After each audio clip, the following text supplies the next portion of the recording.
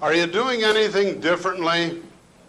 Thinking differently, communicating differently, seeing the principles at all since we started? You are 1 out of 35? How many of you? A little bit anyway. Because always think in terms of degrees, never either or. And this is all that we can expect. We want to move you from here to here, and I'll talk about this. Now, I mentioned I'm backing up a little bit because I've got an awful lot to cover, and if it were a semester course, I keep telling you, a lot of the jokes and illustrations make them more understandable.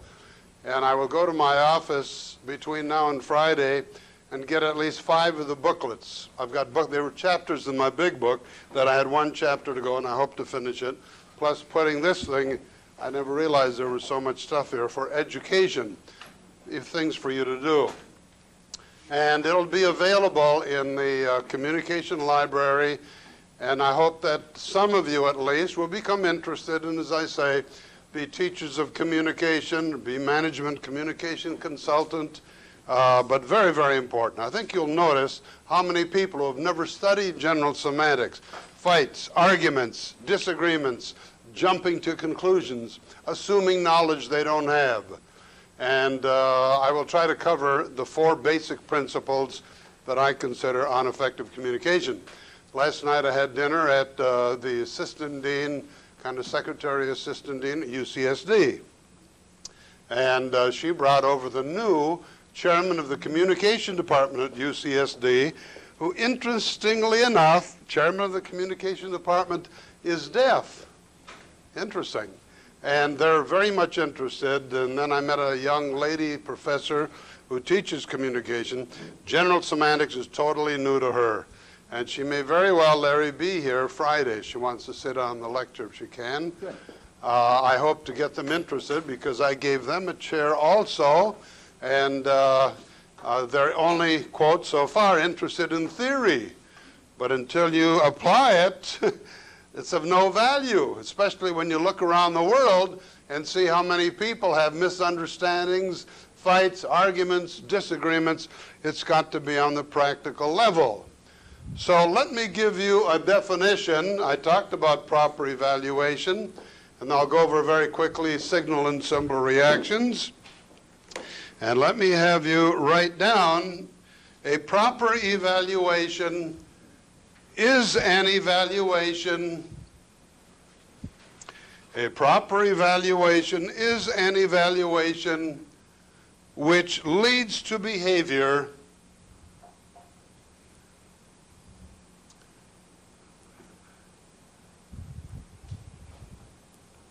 which is mature, intelligent, and fitting. F-I-T-T-I-N-G. The evaluation fits the facts or the world of reality. And whenever you use the word reality, put quotes around it. That's one of the safety devices, quotes, by the way. The evaluation fits the facts or the world of reality. And this is what we are basically concerned with. Notice I said we don't use the word thinking because the word thinking implies that you can separate the mind from the body. So we use the non-elementalistic term of evaluation. Non-elementalism, again, is not splitting verbally that which cannot be split empirically. Space and time, heredity and environment, electricity and magnetism. In my work in the sciences, I'm going through the history of science, and that one principle is throughout history, where scholars brought together what they assumed were separate studies, microbiology, psychotherapy, or psychoneurology, if you would, you see. These are called non-elementalistic terms, where you do not separate the things which cannot be separated empirically. All right, that is a proper evaluation, and I will give you many examples of that. Let me give you the definition for a misevaluation.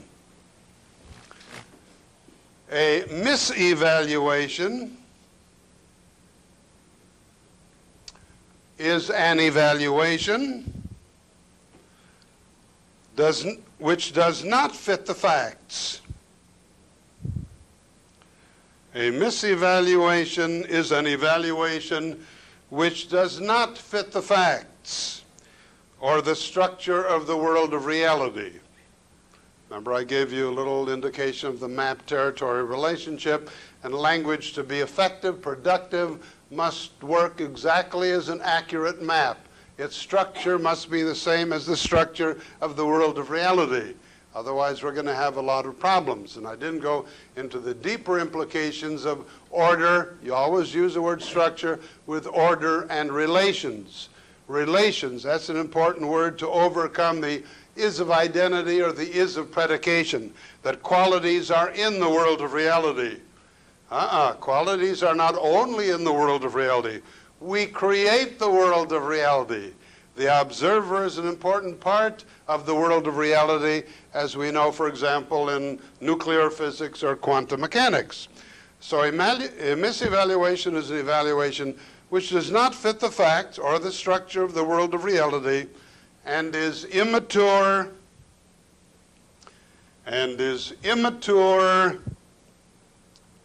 destructive, etc., leading to, quotes, stupid or immature behavior. Leading towards stupid or immature behavior.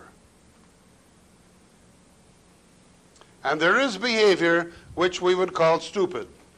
If you have a misunderstanding, it's stupid, quote stupid, but if you're not taught this, you don't know, to go out and misunderstand somebody when you could have asked them, Joe, John, Jean, what did you mean?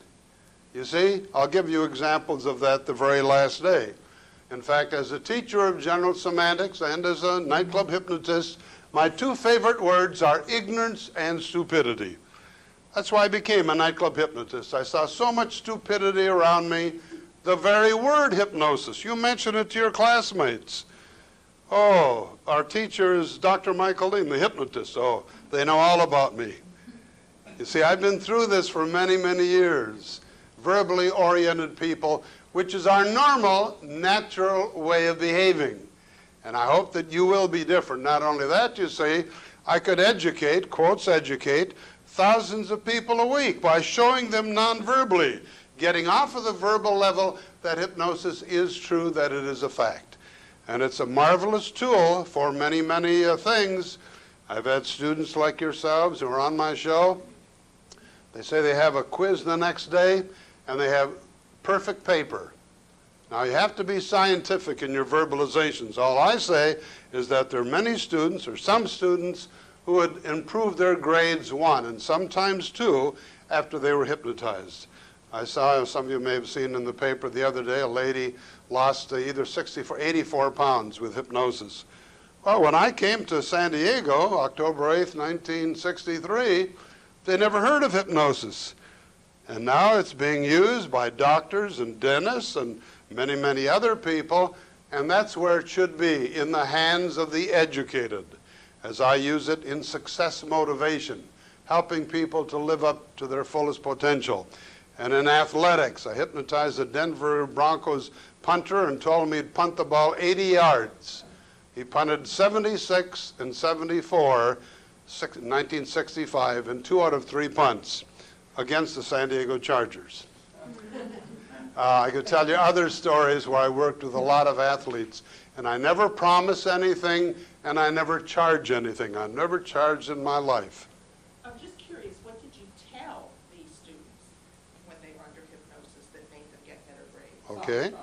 That I will tell them to study until 2 or 3, because I've found that if you study until 2 or 3, and this is true not only in exams, but also if you have to memorize for a play and you think you don't know it, and if you study until 2 or 3 in the morning, you wake up in the morning and you got it down pat. I don't know if you were that way, but I was that way.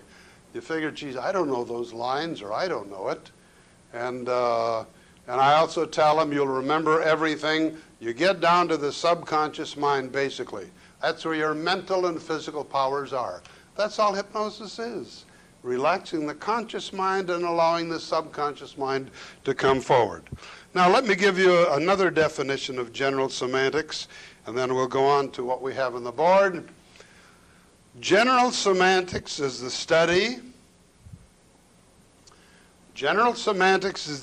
of the patterns of evaluation. General semantics is the study of the patterns of evaluation manifested in human behavior.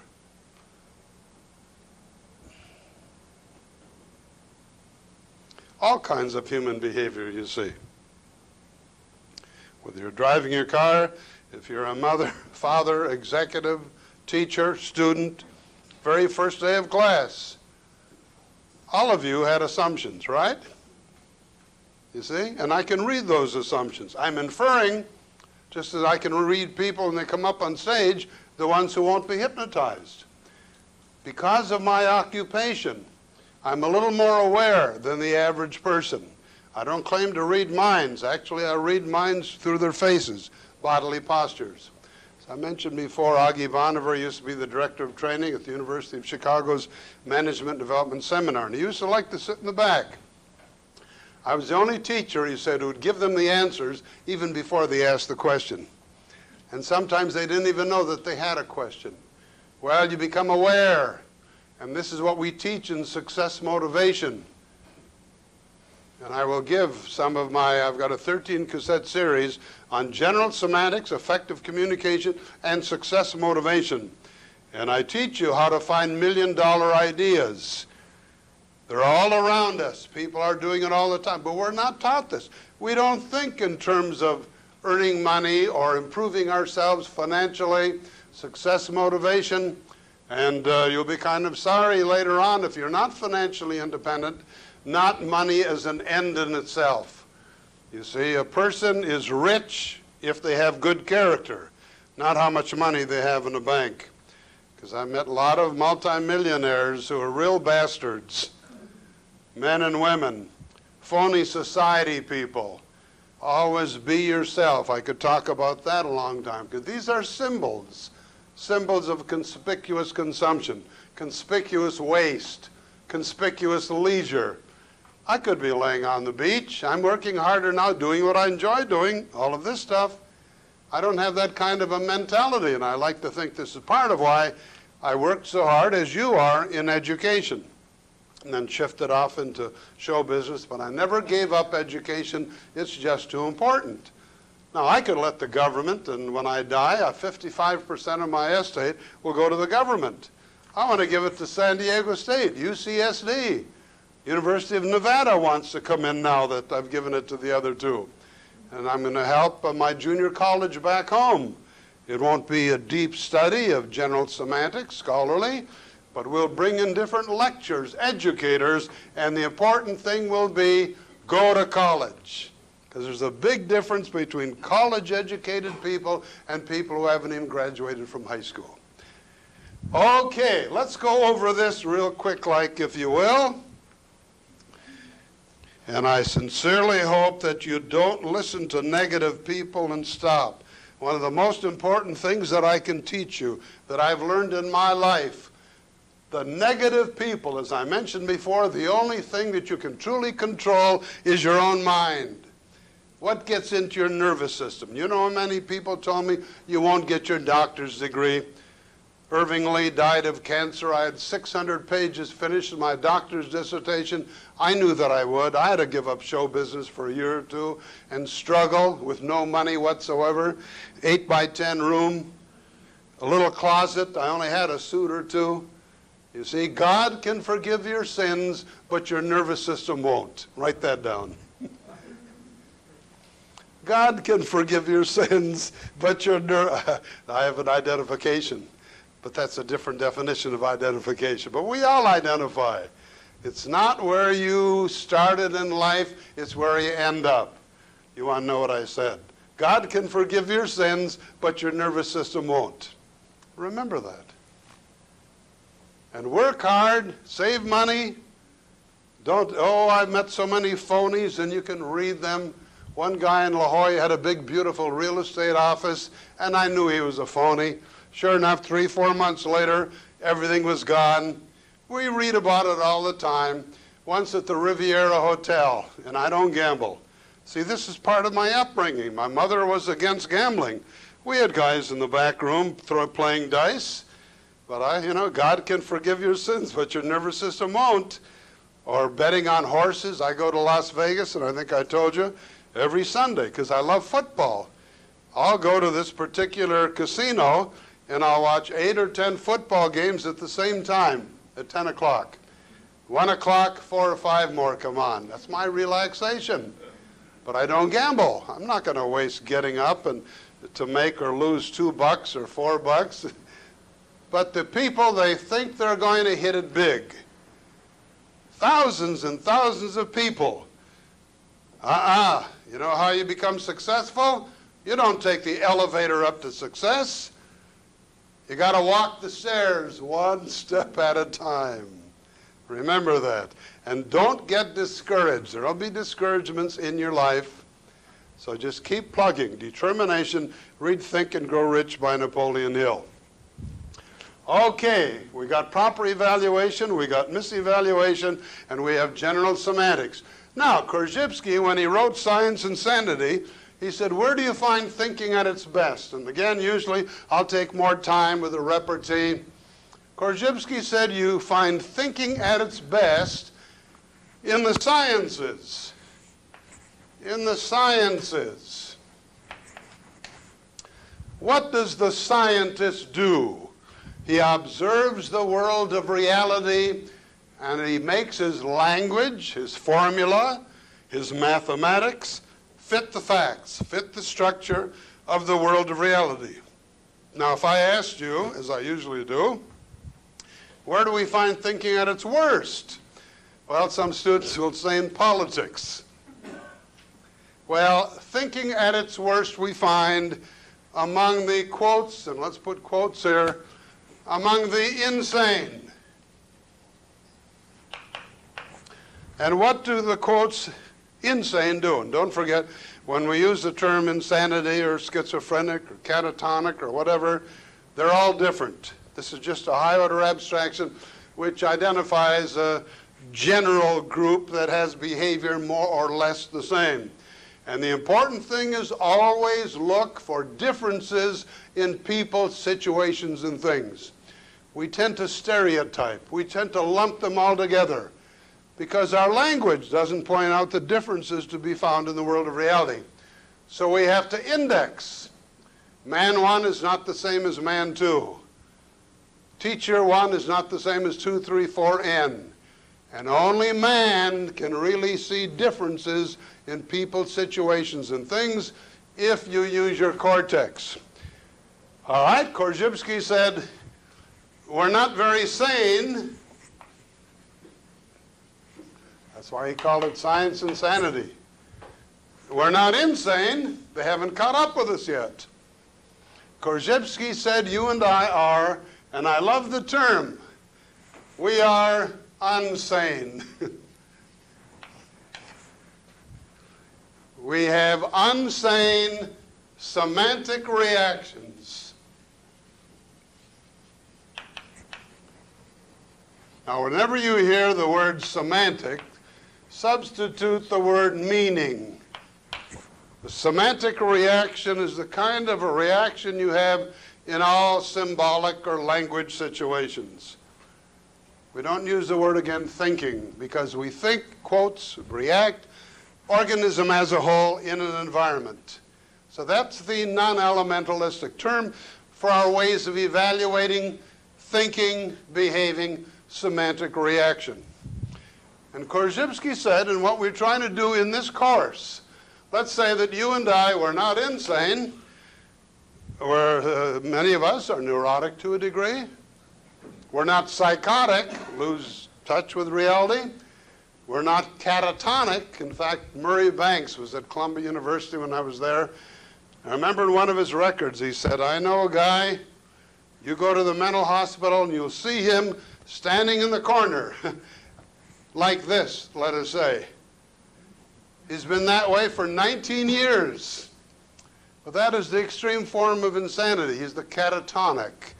And if you go to mental institutions, your heart bleeds for the people because of their particular situation.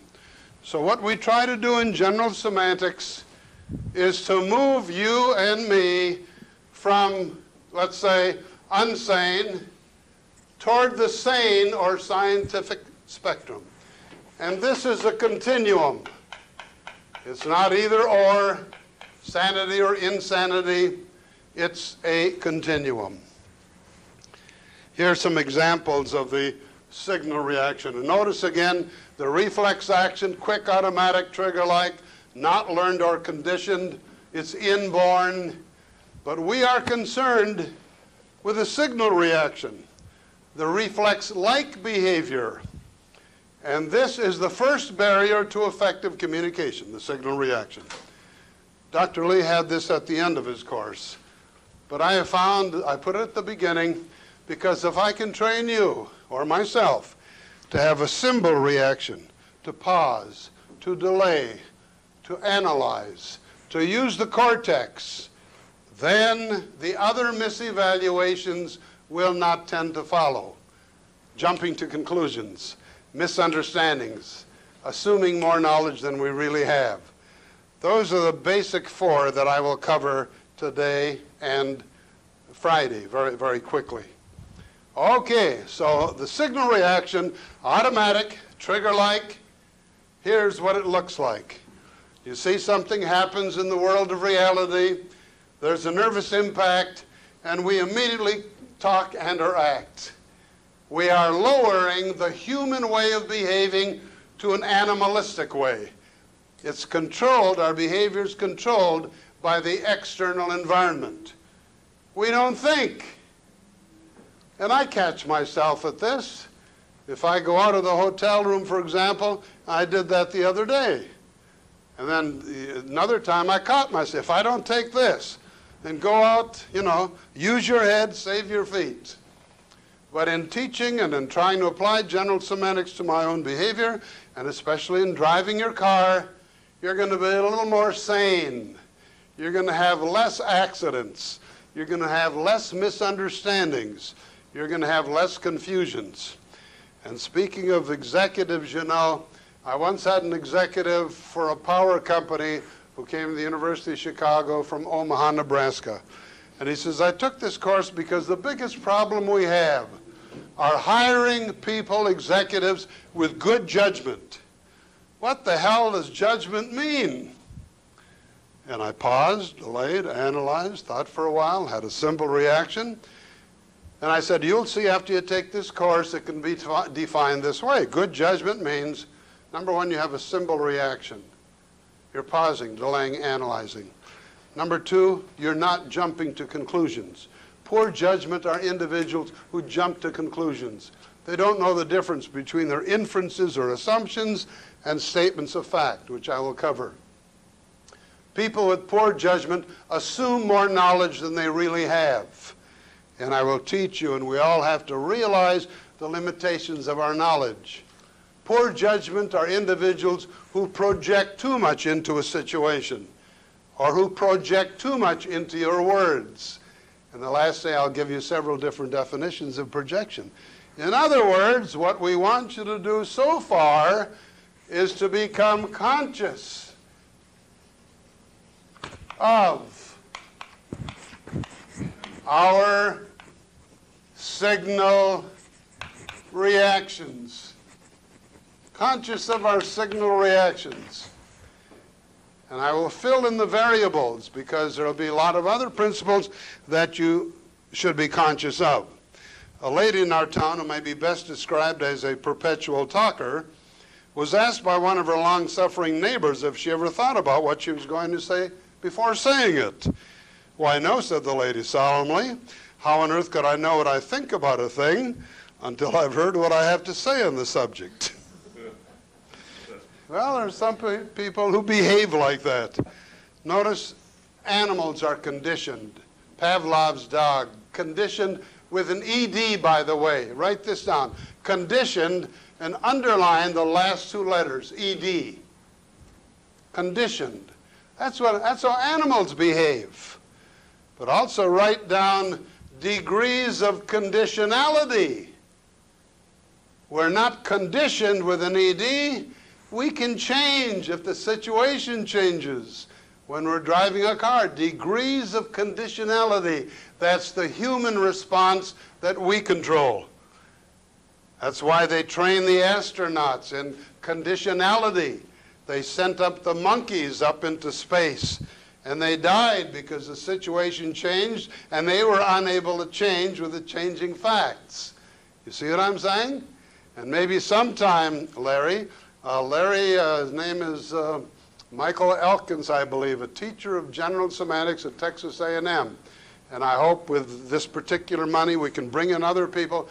He has training sessions in general semantics, dealing with a person's stage fright. And I'll send you letters. I cut out his article, and I will send it to you, or I send it to Jim Broza. He gets it to the other members of the faculty. So you can bring in people now and then, those who are interested in going further training in general semantics. And this is what Dr. Lee and I talked about. But he died too young to have a class in training in general semantics. In fact, Irving Lee said in his lectures, if you want training in general semantics, don't go to a university. You go to the Institute of General Semantics, where they have a little bit of this training in general semantics.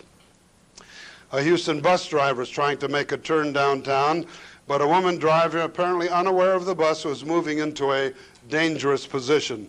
The driver whistled sharply. The woman stopped and looked, and the driver jockeyed his bus through the opening.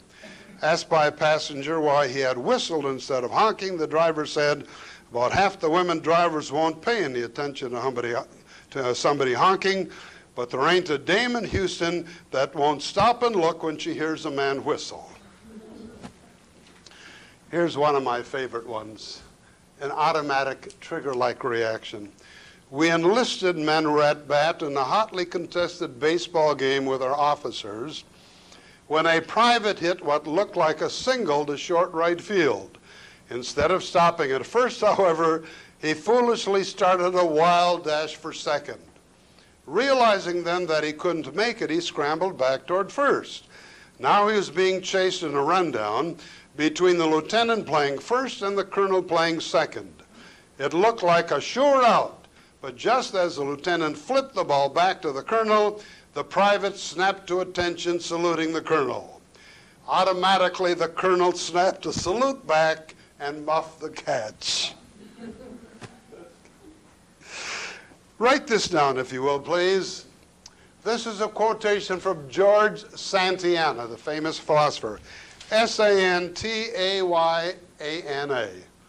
S-A-N-T-A-Y-A-N-A.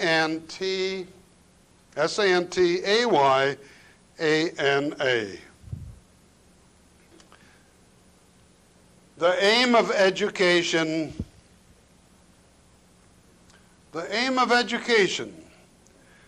is the condition. And underline the word condition, because to me this means a psychological predisposition, a neurological way of behaving. The aim of education is the condition of suspended judgment on everything. Suspended judgment on everything.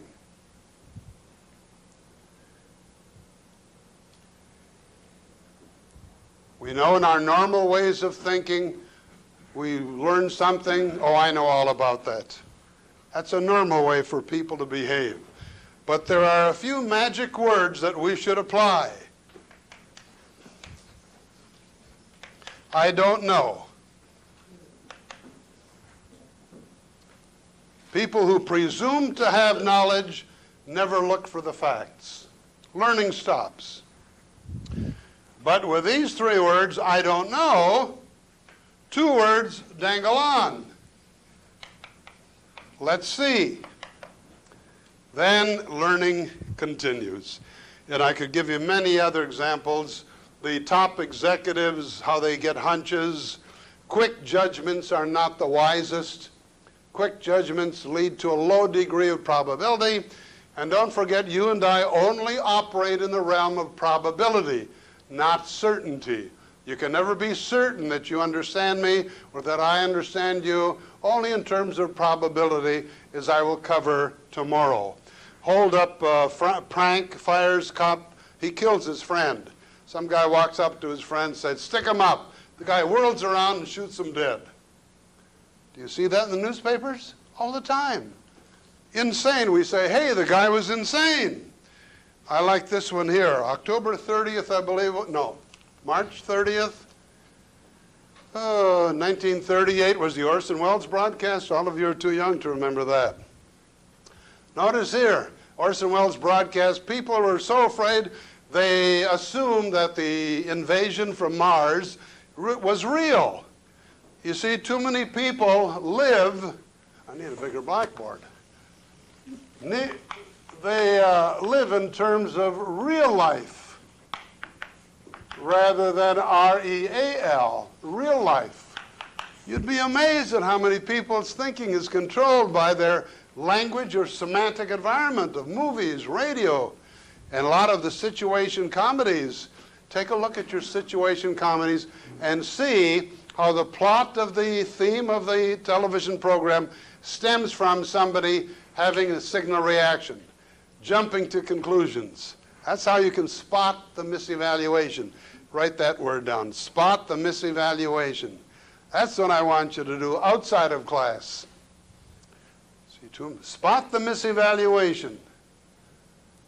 In other people, it's easy to see it in other people, but more importantly in ourselves, or viewing television. You see, some of these things, Wendell Johnson, in his book, People in Quandaries, tells you what to do outside of class. I have that in here, and that's why I'm going to go ahead and write everything up, and if I don't get a publisher, I'll publish it myself and share it with universities. Probably the most imperturbable man in the United States is Dr. George V. O'Hanlon, appointed by former Mayor Frank Hague, director of Jersey City's Medical Center. When Orson Welles made his scare broadcast, a student nurse who had tuned in during the middle of the program and had not heard the explanatory introduction became hysterical. She ran screaming to Miss Murdoch, superintendent of nurses. The men from Mars have landed, Miss Murdoch. It's fearful. They're killing everybody, and they're approaching Jersey City. Miss Murdoch switched on her radio, and only 1 minute of the carnage was enough for her. She called in Dr. O'Hanlon. The men from Mars landed near Princeton. Some of them reached New York, and it is totally destroyed. What shall we do, doctor? Order out the ambulances, doctors and nurses? It's fearful. We may all die. There was a moment's pause, and then the dry voice of Dr. O'Hanlon came precisely over the wire. Let me see, my appointment book is well filled. Tell the men from Mars that I will be able to see them Tuesday morning at 11. One situation, but two different ways of behaving. One other example here, because it illustrates the psychology of momentum. When we have signal reactions and we get mad, and then the madder we get, the more swear words we use, and then we react to the swear words, we get madder, and 2 or 3 people do that. If you listen to what they say in divorces, oh boy, and they end up killing each other. You talk about insane semantic reactions. So as my taxi left New York's Penn Station, the driver slammed on the brakes to avoid a pedestrian who darted into our path. When the driver leaned out the window and hurled a string of uncomplimentary epithets, the pedestrian snarled, "Drop dead." This set my driver off on another round of verbal fireworks, which continued for the next few blocks. "Don't you think you better calm down?" I said finally. "Just think what this is doing to your blood pressure." At this, he turned around with a broad grin. "You got it all wrong, Mac," he said. "You ain't up on your psychology. I got no cause to worry about hypertension. I know how to release my aggression." Well, the trouble is we get madder and madder, and this is called the psychology of momentum. Write that down so you're aware of this, the psychology of momentum. Now, let me very quickly give you some conclusions of this principle, because this is the first one relative to the course, the signal reaction. All right? We can now ask the question, so what? Why should we be concerned with this? Okay? Number one, when we behave in terms of signal reactions, we are copying animals in our responses. That's why this is so important. Man is not an animal, but we can copy them, surely. Number one, when we behave in terms of signal reactions, we are copying animals in our responses. And still number one, we are reducing the human level. And if you'll underline the words human level, we are reducing the human level of response to the animal level. And underline the words animal level. We are reducing the human level of response to the animal level. And I have many, many examples of animalistic behavior, how they react automatically, etc. Number two, most, if not all of the misevaluations start with a signal reaction. This is why I put it at the beginning of my course where Dr. Lee had it at the end. If you can just train people in the symbol reaction, the other misevaluations will not tend to follow. Most, if not all of the misevaluations start with a signal reaction. Signal reactions tend to produce misevaluations. Still number two. Signal reactions tend to produce misevaluations, or misevaluations follow from signal reactions. And you're going to see, you're going to compare yourself with your classmates who are totally unfamiliar with this course. How many signal reactions they have, how much they jump to conclusions, unsane semantic behavior, etc., etc. You're going to be much more aware. You're going to be much more scientific. You're going to be much more intelligent. That's what I'm saying. Number three, when we do not orient our lives by symbol reactions, we do not observe the world of reality. When we do not orient our lives by symbol reactions, we do not observe, and underline the word observe, please, the world of reality.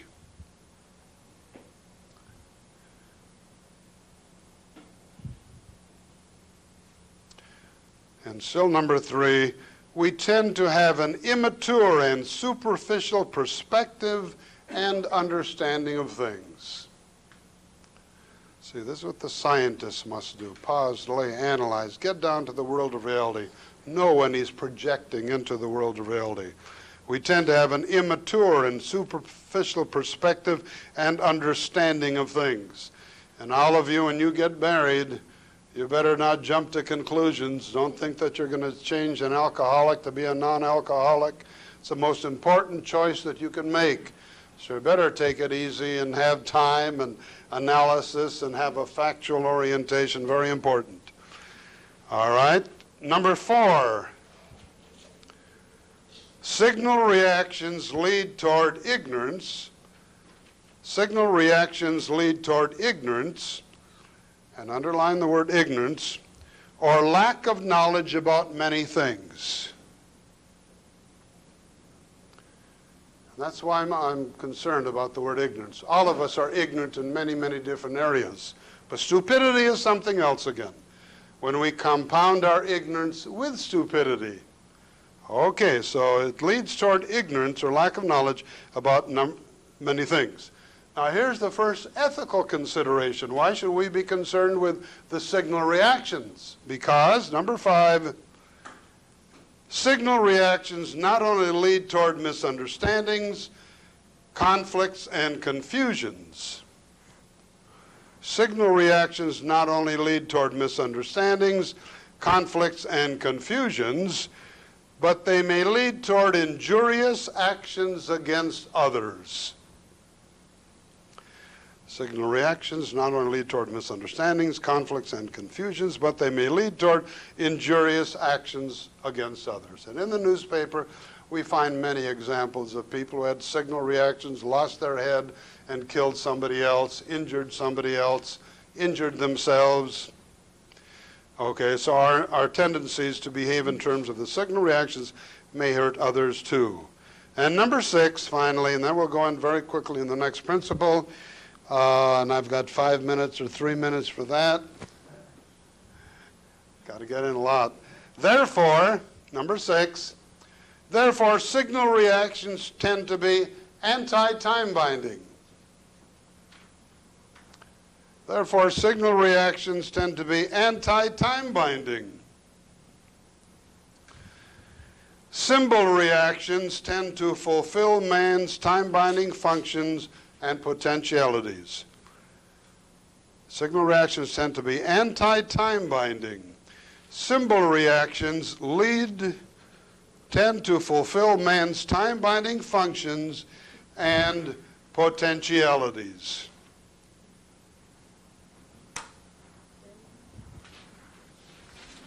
Now, I'm going to do this.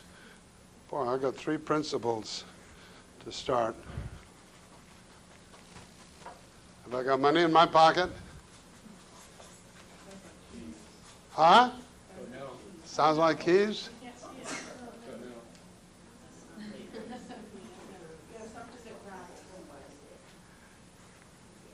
Like got keys in my pocket? It sounds the same to me. Huh?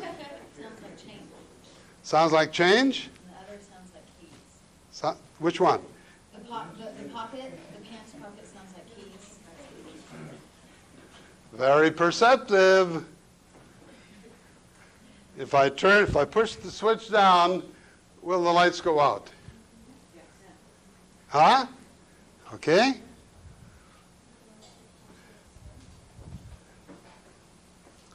Now, have I got money in my pocket? Don't know. Anybody say yes? Yes. You could have paper money because I hear it. Paper money? Have I got money in my pocket? Only you would know that. Only I would know that? You spoke of paper money. I never thought of that. I'm saying you could have it, you wouldn't know. So it may not speak keys and know like everybody thinks. Okay. Now, I usually think in terms of coins, paper money. Now, did I have money in my left pocket? You just saw it, right? Could be fake money. Now, if I can take this out for a second, I don't usually walk around with this in my pocket. Now observe. Now can you make a statement of fact that I had money in my pocket? Okay? Can you make a statement of fact that I have money in this pocket? See, I need this. Somebody bought me this because money makes holes in your pocket. You saw me take it out of this pocket. Now can you make a statement of fact that I had money in this pocket? That's a statement of fact, right? All right. Now, let's get back to the light switch. And I've got to go very, very fast, mañana, or Friday. Can you make a statement of fact that if I push the switch down, the lights will go out? I'm not going to give the answer. I'm going to wait till Friday. But let me ask you a question. What would your answer have been before we met even the first day? Yeah? Wouldn't you? Because we have never been taught the difference between a statement of fact and a statement involving an inference. And I will go very quickly. And by the way, my little booklets, I don't have them here. Well, this is Understanding Being Understood. Larry, if, especially if you can reprint the article on Irving J. Lee, the Semantic Man. Do you think it's easy enough to get it done? Sure. Because here you will see, when he died, I wrote an article where Dr. Lee was the best example of the mythical semantic man we've had. And on Friday, I'm going to go to my office here. I still keep an office here. When I ordered my little booklets, I had to order 3,000 of each in order to get any kind of price. And I still have them for many years. And I'll give you at least 5 copies. I got hundreds of copies as well as in Las Vegas. And there they have the jokes, the illustrations, the conclusions, and they will be in the communication library. Just mark on there, on the sheet of paper, what you want, and the secretary will do it. Irving J. Lee, the Semantic Man. In that one? Yeah, you've got the book. Yeah. Let me take that. Okay, Joe, I need to see if you glance. I have your exam. Okay. Here's the study guide, and notice it says there will be questions besides those listed below. Okay. And remember, we decided last time, I decided last time, you all did very well. Will you continue to do well? There's 2 more exams to go. And then on Monday,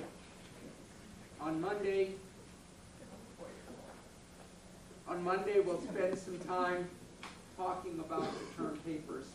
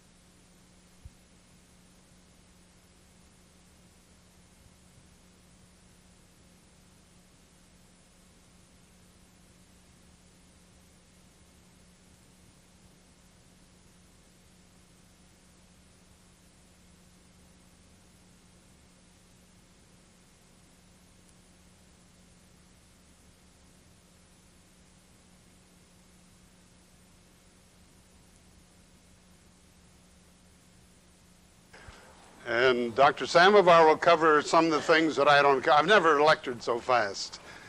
Too bad the jokes are funny, but let me say I autographed 5 different copies of my little booklets, and instead of writing down all the conclusions, they're in the books. And if you're interested, please take the books out of the communication library. Hi. And hi. These are people from UCSD. Trying to get them interested in general semantics in this way of teaching, because they're very, very theoretical. They're very scholarly. But Korzybski says you haven't learned general semantics until you behave that way. Big difference between learning something intellectually and cortically and behaviorally, and that's why I've created the little Berman quizzes that I share with you. So I gave 5 booklets. I've got a lot in my office here. I'm not even trying to sell them. These are chapters of the big book that I wrote, and I had 1 chapter to go, an awful lot of stuff. I'm going to finish that one last chapter of where I brought all of these principles together into one scientific principle called the extensional and intentional orientation. And if you'll pass this around, please, I'm showing the extensional and intentional orientation. Now, I'm just going to give the highlights of the 3 other important principles in effective communication. As I told you, I changed Dr. Irving Lee's course around. He had the signal reaction principle at the end of the course, but I have found that if you can just pause, delay, and analyze, use the cortex. You see, that's what we're trying to do. This is the neurological aspect of general semantics. The cortex is the part of the brain where you differentiate, where you see differences, where you observe and notice that student 1 is not the same as student 2.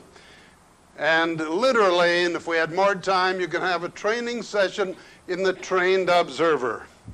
In fact, there's a young PhD, just got his PhD, teaches now at Texas A&M.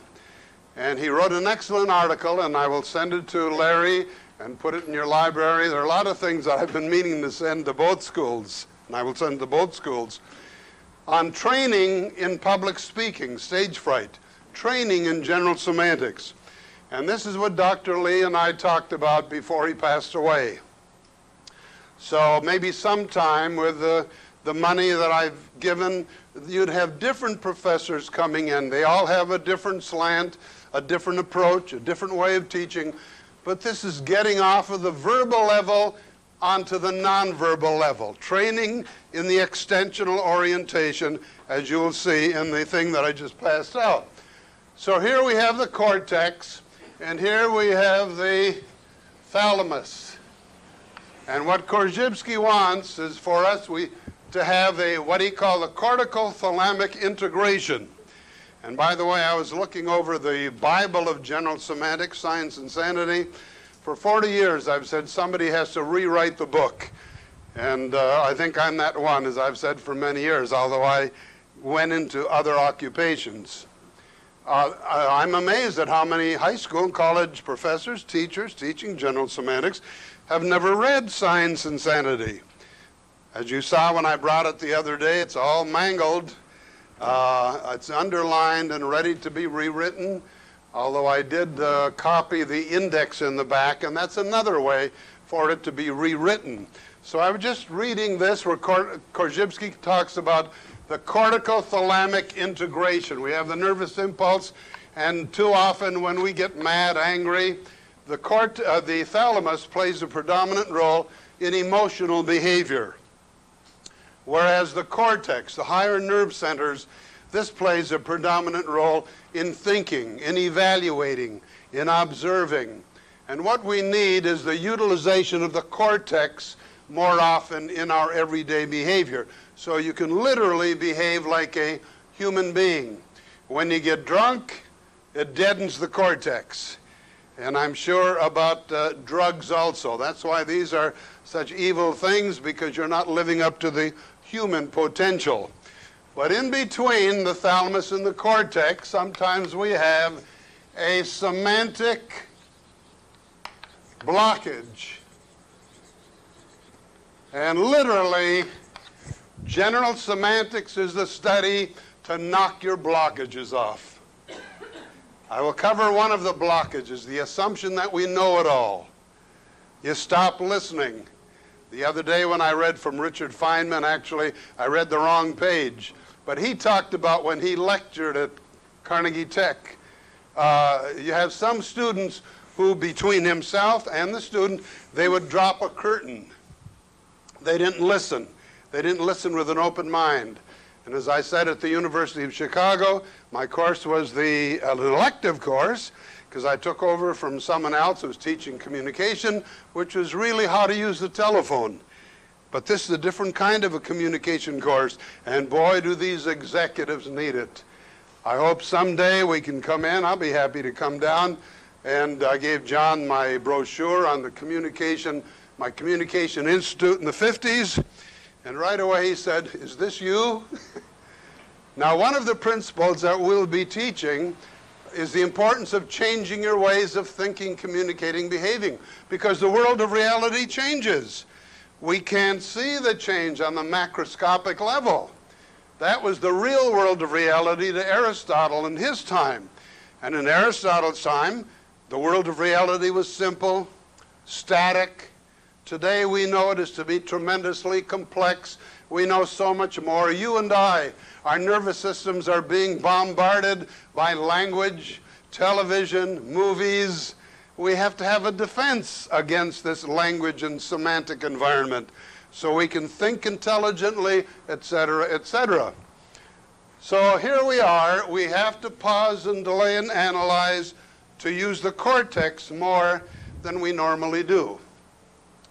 The first barrier to effective communication was the signal reaction. They tend to react automatically, trigger-like. And you must train yourself, and teachers must teach you and train you how to pause, how to delay, how to analyze, how to manifest a symbol reaction. See, animals act as if it's a signal. They automatically react just like that. And this is how I got into hypnosis in my classes.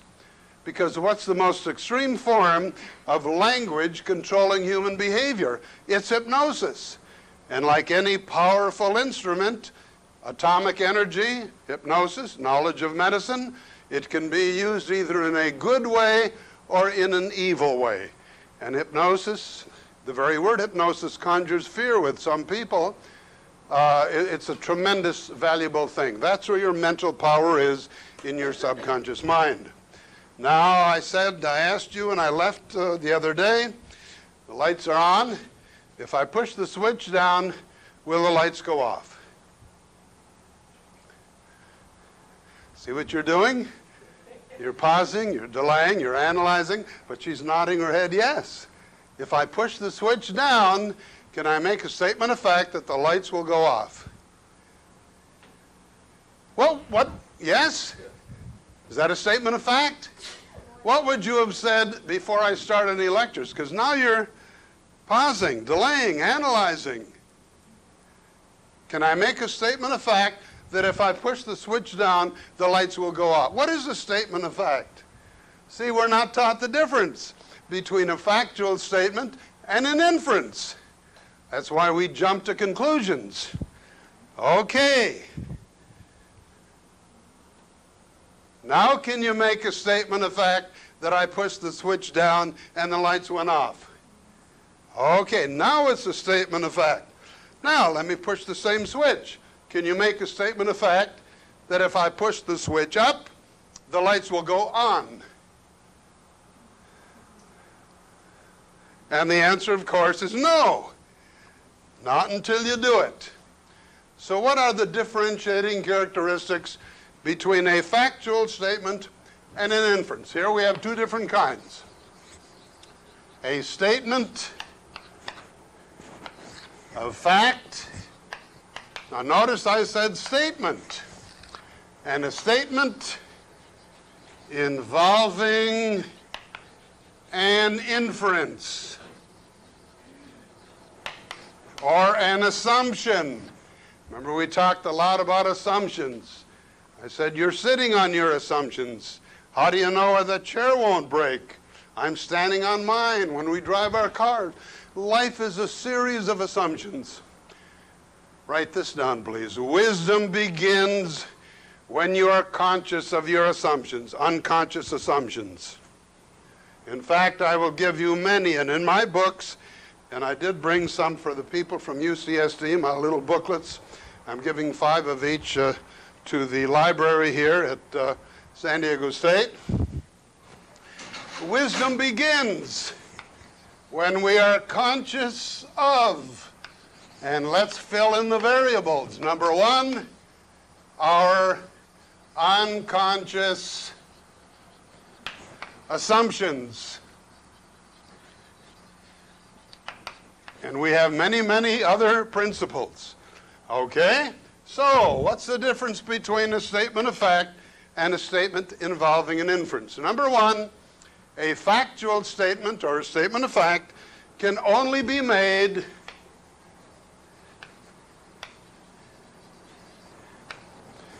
after observation, whereas an inference can be made anytime. Before,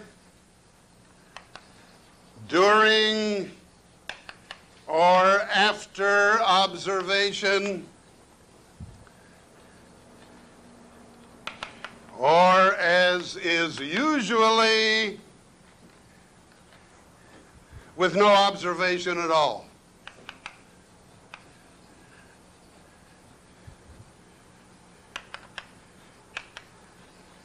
Notice during the Clinton and this young lady Monica investigations, how many of the Democrats were defending Clinton, assuming that he told them the truth. And they don't realize that they're in the realm of opinion. They're in the realm of inferences, assumptions, etc.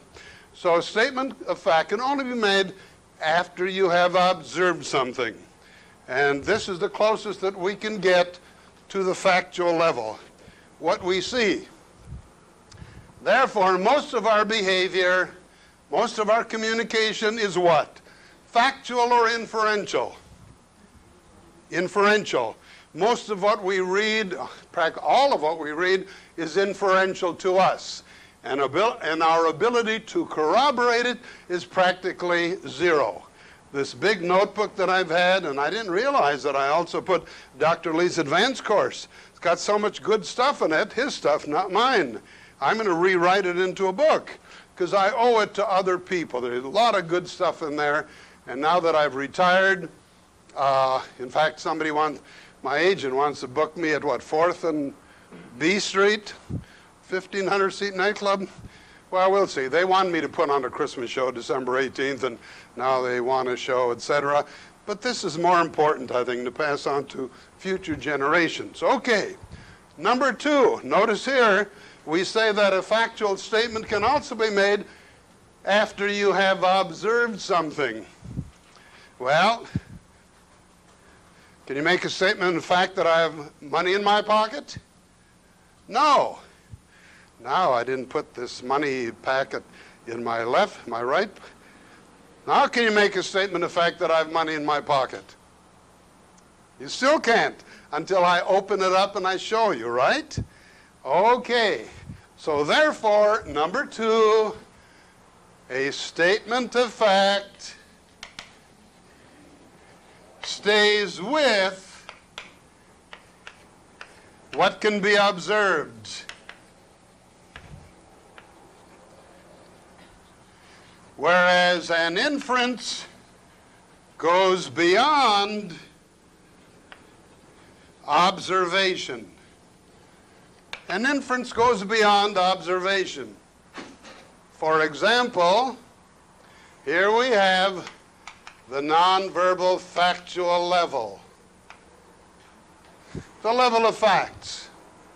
Now, I can make a statement of fact. Notice they are on different orders of abstraction.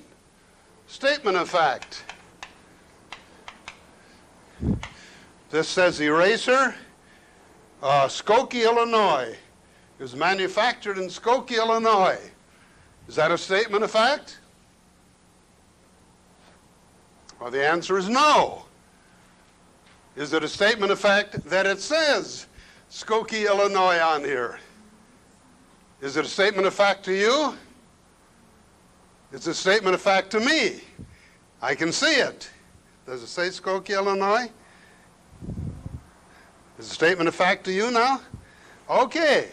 Can we make a statement of fact that this was manufactured in Skokie, Illinois? Even if it says it is that a factual statement? No. It's an inference. And so you see, it's the easiest thing in the world to jump to conclusions, to make inferences as if they were statements of fact. Make all the inferences you want. Our life is lived on the inferential level, but know the difference between the two.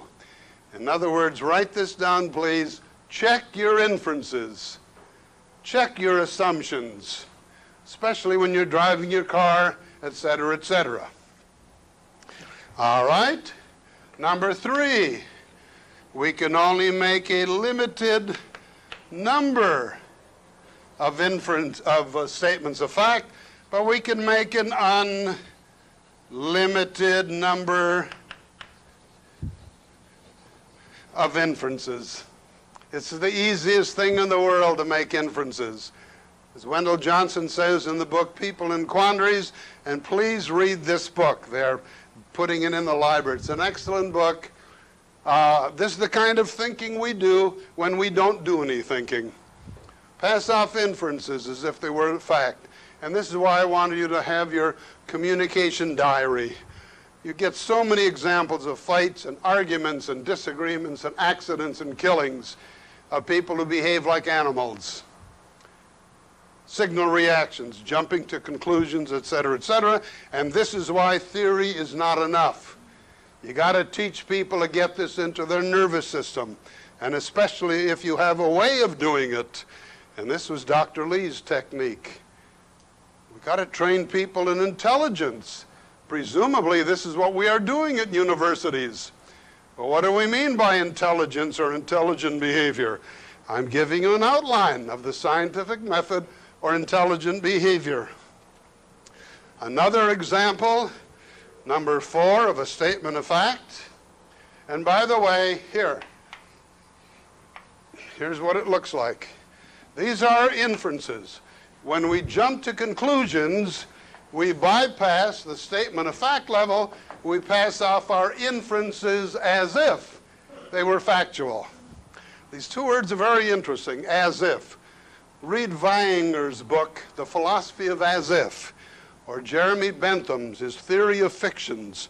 A lot of our behavior is as-ifness. They go into the area mostly in epistemology, theory of knowledge. So we're jumping to conclusions, we're passing off inferences as if they were factual. A statement of fact approaches certainty.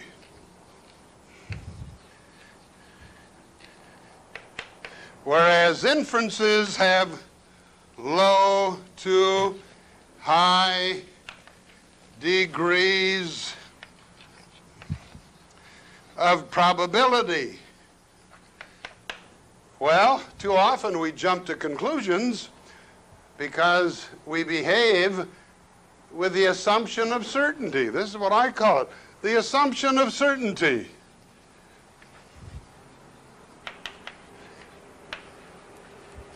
Well, the only certainty that you find in the world of reality is in mathematics and logic by definition. But you and I must orient our lives in terms of the assumption of probability.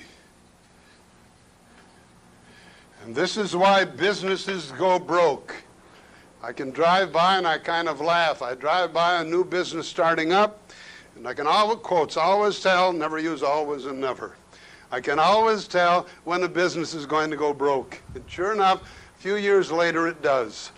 It didn't consider enough of the variables. And there's so much to this, you see. Starting a business, running a business, don't assume that people need your product. Remember I said, find the words for success, find a need and fill it. And make sure that there's a need. It's not what you believe or what you think. It's not your inference or your assumption. Well, the empirical facts dictate business success and personal success. And then finally, if we stick with a factual level, agreement is possible. Whereas if we're purely on the inferential level, don't be surprised if you have disagreement. The old argumentative way of solving problems. This is why in business and industry we have what we call pilot studies. If you want to know whether or not something will work, stop talking and do. That's the extensional way. But the old Aristotelian argumentative, deductive, solving problems by argument and logic, that will not tell you whether or not something will work. You got to get down to the empirical, to the factual level. Here, a few examples here. I've got these illustrations that are in the book. My mother rented a room in her house to 2 boys whom she did not know. She was a little worried at first, but in a few days she stopped fretting. They must be nice boys, she explained. They have towels from the YMCA. Well, I like this one. A man accompanied by a small boy entered a barber shop and he asked for a haircut. When the barber had finished with him, the man said, "I'm going next door for a beer while you cut the kid's hair." The barber gave the boy a haircut and waited for the man to return. Finally, he turned to the kid and he asked, "Where in Pete's sake did your father go to?" "Oh," said the little boy, "that ain't my father. He's a man who stopped me in the street and asked me if I'd like to get a free haircut." Here, case they were going to embalm a person, and the lady wakes up and says, "I'm not dead." Well, there are cases where the embalmers, they assumed they were dead. And I've got many of that. Jealous man beats up wrong man. In Saginaw, Michigan, switchboard operator Ethel Smith answered with a cheery "City Hall." "What?" the caller responded. "City Hall," the Ethel chirped, but got no comeback. "This is City Hall," she tried again. "With whom do you wish to speak?" "I guess with no one," the feminine voice at the other end said slowly. "I discovered this number while going through my husband's pockets." Here's another one to show the difference. See, English textbooks say that a declarative statement states a fact. And if you analyze it, the declarative statement assumes a fact. Notice how factual this sounds. In the next county, an arrogant red rooster was giving chase to a fluttery little hen. She scrambled into the highway to escape him and was run down by a truck. Two old maids on a nearby porch witnessed the tragedy. "You see," said one of them with an approving nod, "she'd rather die." Notice how factual that sounds. Albert Einstein has said in his book, Sidelights on Relativity, "In my opinion, the answer to this question is briefly this. As far as the laws of mathematics refer to reality, they are not certain. And as far as they are certain, they do not refer to reality." Well, I like this one. Let me finish with this one here. "Men are comic," she said, smiling dreamily. Not knowing whether this indicated praise or blame, I answered noncommittally, "Quite true. Really, my husband's a regular Othello. Sometimes I'm sorry I married him." I looked helplessly at her. "Until you explain," I began. "Oh, I forgot that you haven't heard. About 3 weeks ago, I was walking home with my husband through the square. I had on a large black hat, which suits me awfully well, and my cheeks were quite pink from walking. As we passed under the street light, a pale, dark-haired fellow standing nearby glanced at me and suddenly took my husband by his sleeve. 'Would you oblige me with a light?' he says. Alexander pulled his arm away, stooped down, and quicker than lightning banged him on the head with a brick. He fell like a log. It was awful." "Why, what on earth made your husband get jealous all of a sudden?" She shrugged her shoulders. "I told you men are very comic." Bidding her farewell, I went out and at the corner came across her husband. "Hello, old chap," I said. "They tell me you've been breaking people's heads open." He burst out laughing. "So you've been talking to my wife, huh? It was jolly lucky that brick came so pat into my hand. Otherwise, just think. I had about 1,500 rubles in my pocket, and my wife was wearing her diamond earrings. Do you think he wanted to rob you? A man accosts you in a deserted spot, asks for a light, and gets hold of your arm. What more do you want?" Perplexed, I left him and walked on. "There's no catching you today," I heard voice say from behind.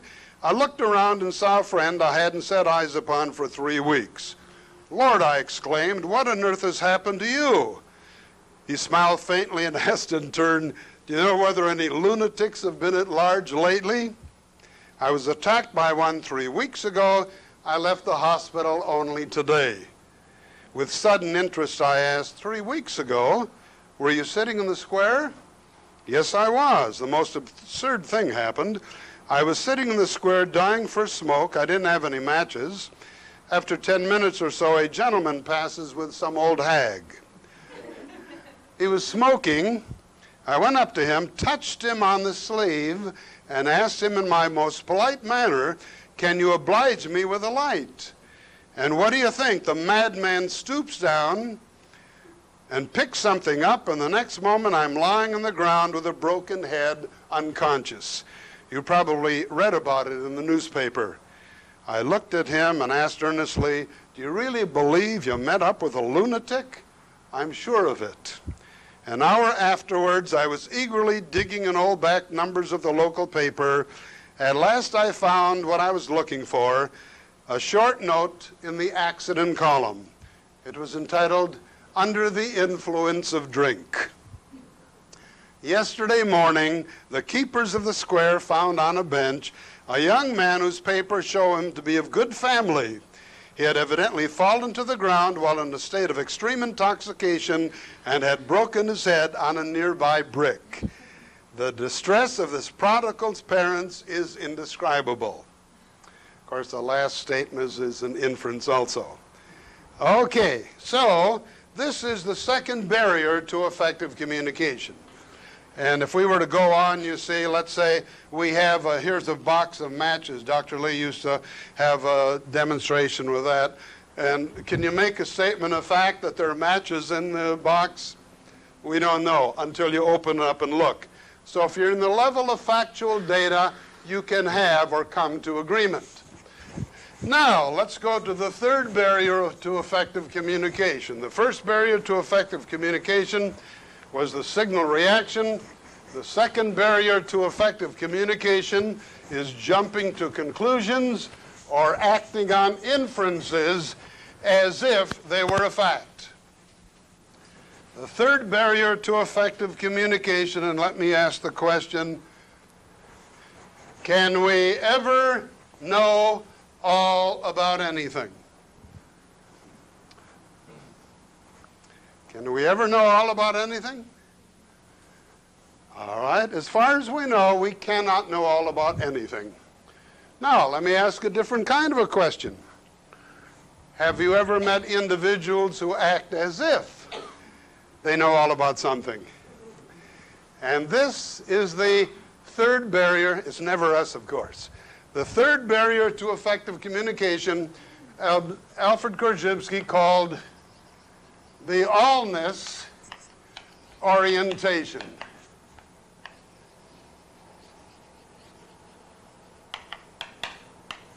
And this is the assumption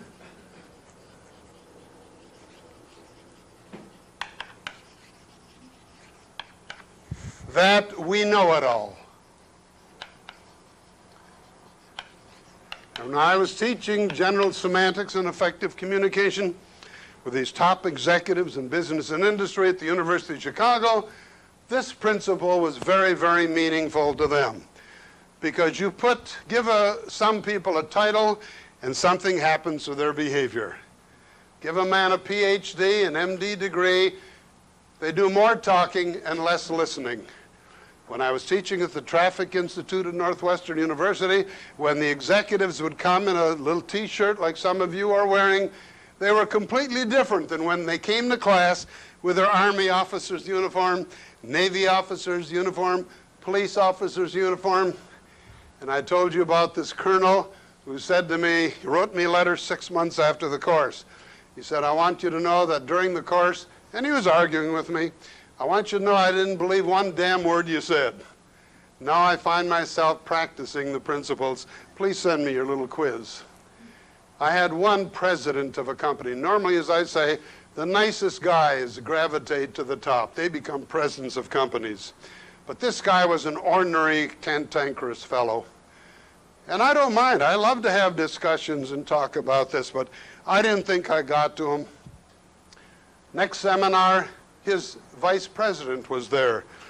And he said, you know, your course may not have changed his behavior very much. He was unable to see it in himself. Just like one of my friends, a medical doctor, sent his secretary to take my course. And the same thing, she couldn't see it in herself. The moment you can't see the allness in yourself and myself, this is a sure sign of allness. And this executive said, he may have not internalized the principles. And I was surprised what the executives, the vice president, said next. He said, take the course, I think you can use it.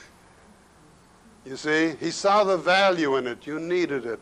So this allness orientation, the most important thing, although I've been teaching general semantics for many years, it afflicts me as much as other people, but I hope a little less than before I started studying it. It's extremely subtle. It's extremely subtle. Now, we can ask the question, why can't we know all about anything? What are the limitations of our acquaintance with things? Well, for one thing, our nervous system. A dog can hear a higher pitch than you and I. There are certain nervous system limitations. Number two, and very, very important, for example, the one, whoever got the Berman chair at UCSD, but Michael Coyle, he's in anthropology, he's in culture. Culture is a tremendously important variable. And this is why anthropology, culture and personality, was my minor, although now he's calling it cultural psychology. But culture, that's anthropology has been the great liberator. There's such a thing as ethnocentrism, which is culturally we assume that we analyze other cultures from our point of view. Egocentrism, etc. Okay, there's a cultural limitation, nervous system limitation, position. You observe something from this point of view, you observe something from this point of view.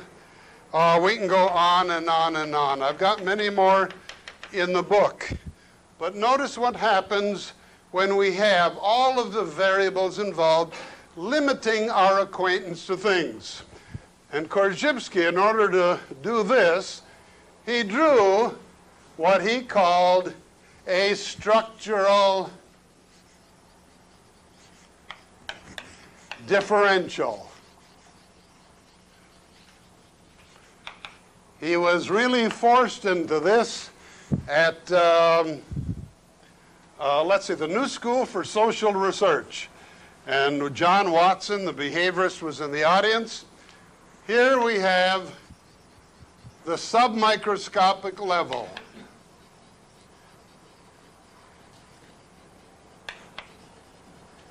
This is the level of electrons, protons, neutrons. This is the level that I'm reading about in my research in Einstein, quantum mechanics, philosophy of science. This is the real world of reality, circa Science 1998. The quote's real world of reality to Aristotle is what we see, called the macroscopic level.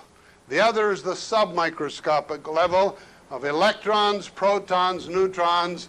This is also called the event level. And then Korzybski had a circle here, and this is the macroscopic level. This is the sense level. This is what we see. Well, where do we get the world of reality from? The human nervous system, and these are the characteristics of the submicroscopic level, the electron, the protons, and neutrons. Korzybski had lines coming down. This is what we abstract or select, the nervous system does, in order to observe the world of reality. These are the characteristics abstracted. He also had strings hanging out. These are what we leave out. We cannot abstract everything, see? Now, is the submicroscopic level on the same level as the macroscopic level? And the answer is no. They are on different orders of abstraction. But too often we confuse them. One scientist said to Korzybski, look at the electrons. And Korzybski, who is conscious of abstracting, said, no, those are the effects of electrons. Nobody has ever seen an electron. And so scientists have projected, notice the word projection, projected into the submicroscopic level many, many things which are really false to fact.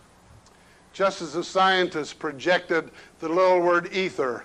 It's some kind of a fluid in the air that light goes through. In Einstein's theory of relativity has shown there ain't no such thing as ether. So this is another of the many verbal fictions. It's a fiction. There ain't no such thing in the world. Okay, then Korzybski had a little arrow out here, smaller than this, and this is Fido's order of abstraction. Now, you and I can make a statement of fact because we have abstracted certain characteristics from the macroscopic level, but there are lines going out, things we left out. I will say that this table is brown. I'm abstracting the quality brownness, but I'm not abstracting where it came from, what tools they used to make it. We leave out many, many details. Okay? And then we can make an inference. I can say that this table was manufactured in San Diego. That's on a different level than a statement of fact. And to me, this is a genius kind of a description, because general semantics is a theory of non-identity. Only human beings are able to know the difference between the submicroscopic world of reality, the macroscopic statement of fact, inference, and we can put an etc. here. We can make inference about inferences indefinitely. Okay, so the allness orientation is the assumption that we know it all, the refusal to listen. Oh boy, we could talk about that. All of us need training, especially in the university class. We come to a class, oh, this is old stuff. Make up our minds right away. Refusal to learn. Refusal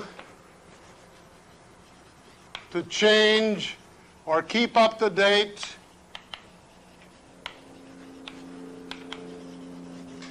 Etc. And the opposite of the allness orientation is the non-allness orientation. And this is the realization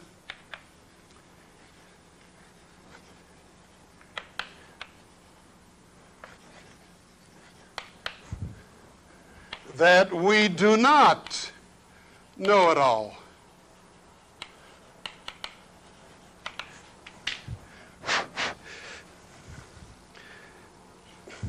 And there are many, many more in my particular book.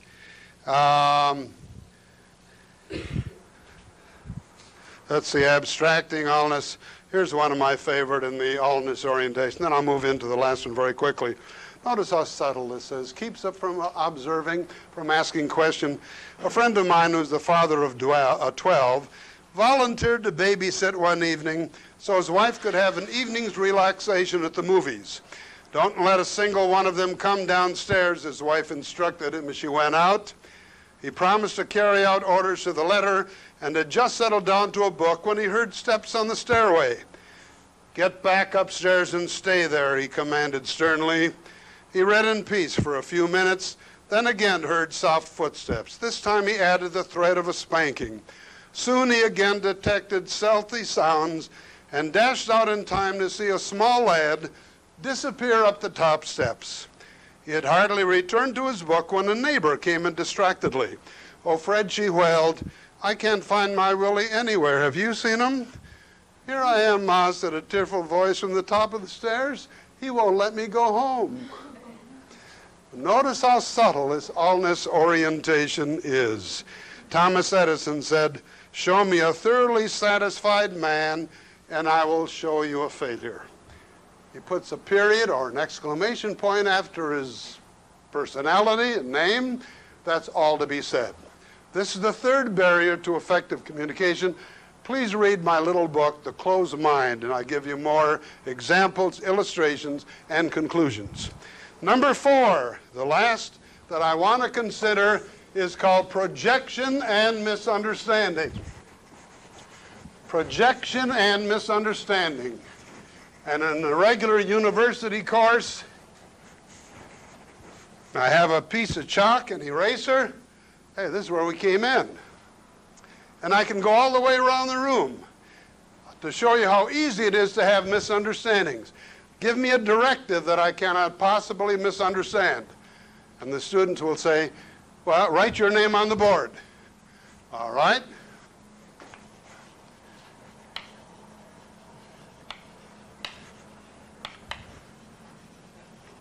Now, is that what you want me to do? No.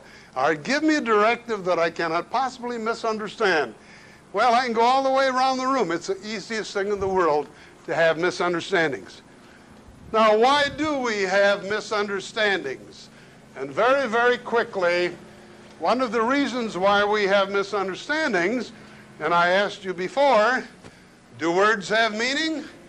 And all of you said yes, most of you. Words don't mean anything. People mean. Here we have a speaker. And here we have a listener. This is why I said all of you are listening to a different lecture. You are listening with your meaning, and the speaker speaks with his meaning. So they are bypassing each other.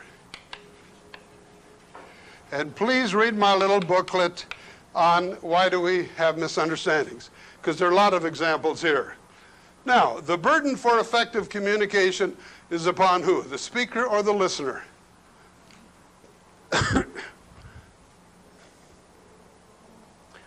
Teacher knows the answer.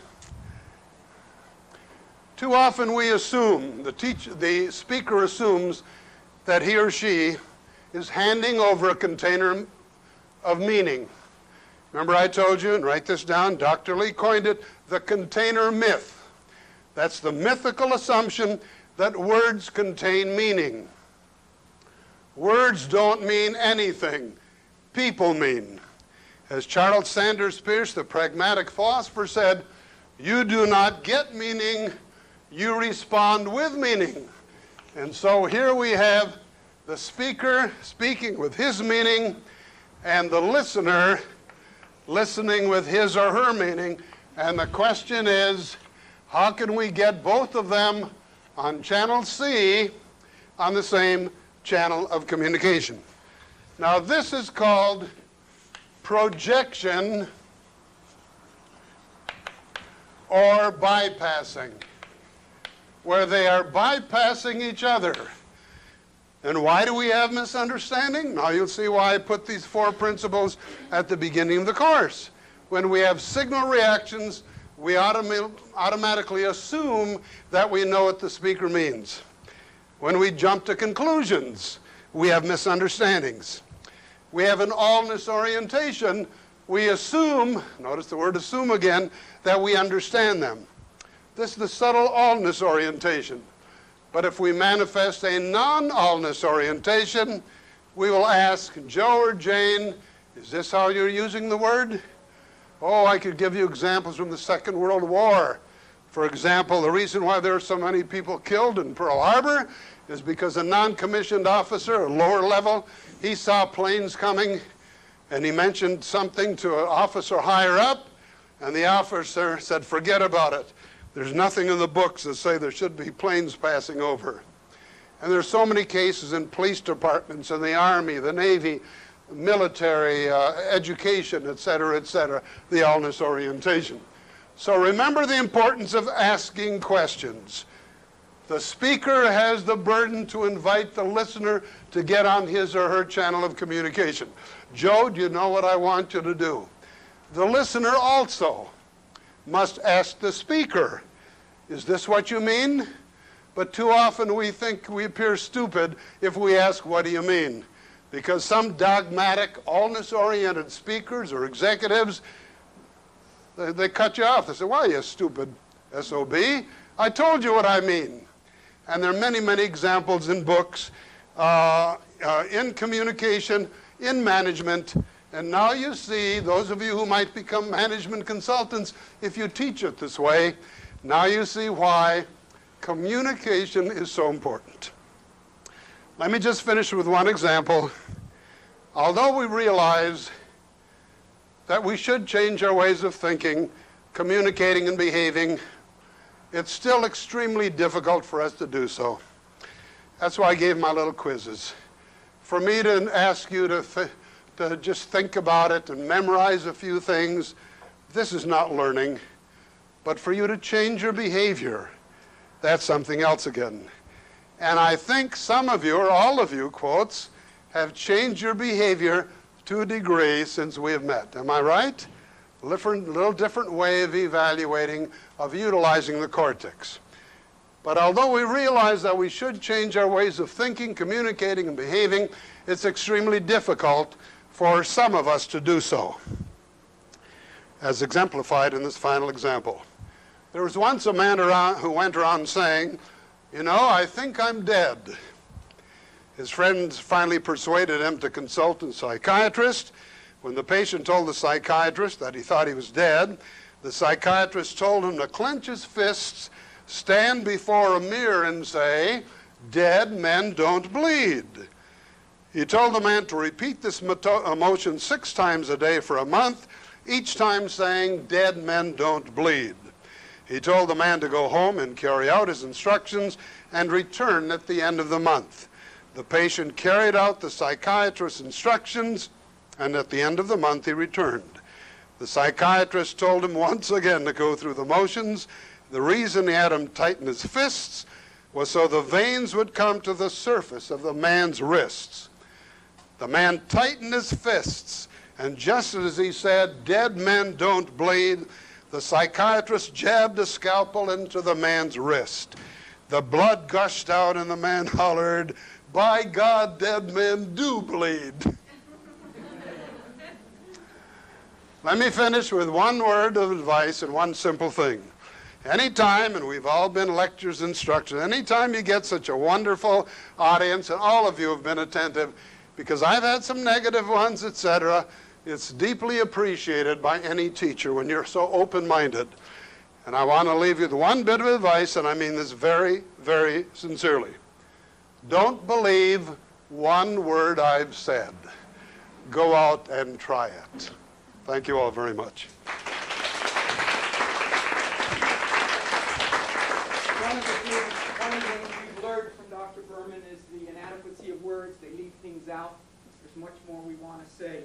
We're stuck with just saying thank you, but those words mean much more.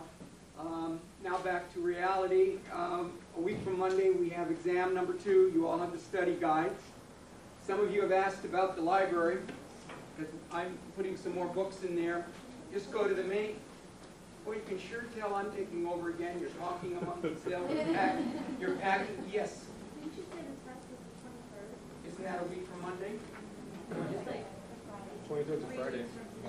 Actually, that was one of Dr. Berman's quizzes to see how well you were listening. When is the exam? 23rd. Okay.